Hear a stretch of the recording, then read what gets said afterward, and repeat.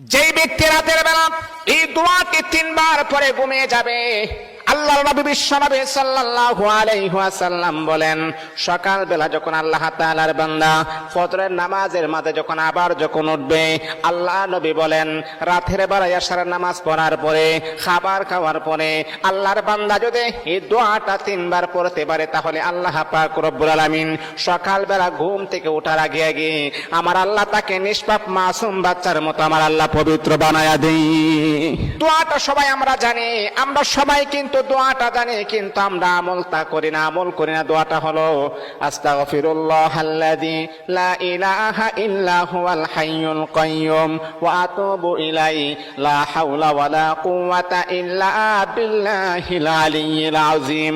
3 বার যদি আপনি পড়তে পারি, ইনশাআল্লাহ আল্লাহ পাক রব্বুল আলামিন আমার আপনার জীবনের সমস্ত গুনাহগুলোকে আমার আল্লাহ ক্ষমা করে দিবেন।